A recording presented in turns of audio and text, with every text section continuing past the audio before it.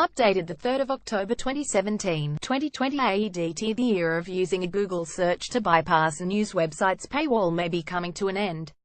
Google has announced that subscription news websites will no longer have to provide users 3 free articles per day under its Google First Click Free policy. The move has been welcomed by media giants, such as News Corp, which have paywalls in place and have long complained that the policy essentially forced them to give their content away for free if they wanted it to appear prominently in search results. Now, it will now be up to publishers to choose how many, if any, free articles they want to offer to Google searchers, under a policy called flexible sampling, without fear of being docked in search results. What is Google's First Click Free policy? The aim was to ensure that non-subscribers would not be stifled by paywalls when they clicked on news articles from searches. The policy allowed readers to bypass a website's paywall by searching for the headline of the article they wanted to read, and then click through to it from the search engine. Why didn't it work? Well, it's the old motto, why pay for something if you can get it for free? Google, owned by Alphabet, had believed that free samples would lead to increased subscriptions. But, apart from a few publications, online subscriptions have not taken off as intended. Media companies increasingly complained that freeloading users were cutting into sales. This led the Wall Street Journal, owned by News Corp, to stop abiding by Google's policy earlier this year. It found a corresponding drop in search rankings but an increase in subscriptions. So why the change? Google Vice President of News Richard Gingras said that the company wanted to help publishers with expanding subscriptions. Over the last year, we got clear indications that, yes, it was going to be important for publishers to grow subscription revenues, he said. Mr. Gingras said the number of news outlets with paywalls had reached a critical mass in the last year, to the point that it made sense for Google to start developing tools for them. What does this mean for users? It most likely means you will see less free content from paywall publishers.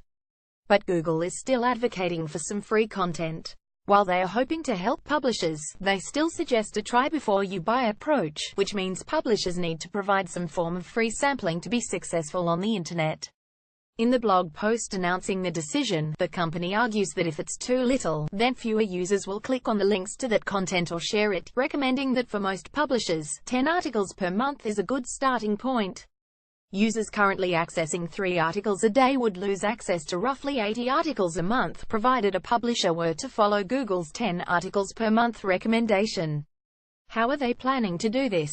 They are allowing publishers to decide how many free articles they want to provide.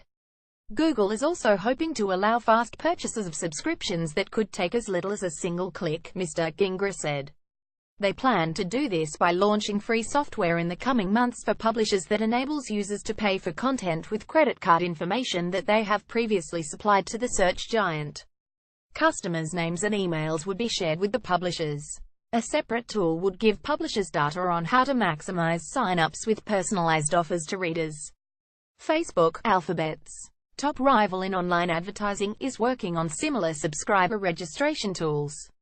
Meanwhile, Apple released support for subscriptions within its News app last year. Will publishers be charged for this service? Mr. Gingras said Google had not yet determined whether it would charge a fee to recoup costs of its subscription program. Google Search is valuable because there's a rich ecosystem out there, Mr. Gingras said. To the extent the web is healthy, that's very good for our core business. Our objective is not for this to be a new line of business. What do publishers think of the decision? The move has been welcomed by publishers using a paywall, including the New York Times and Financial Times. Google's decision to let publishers determine how much content readers can sample from search is a positive development, said Kinsey Wilson, an advisor to New York Times CEO Mark Thompson. Reuters.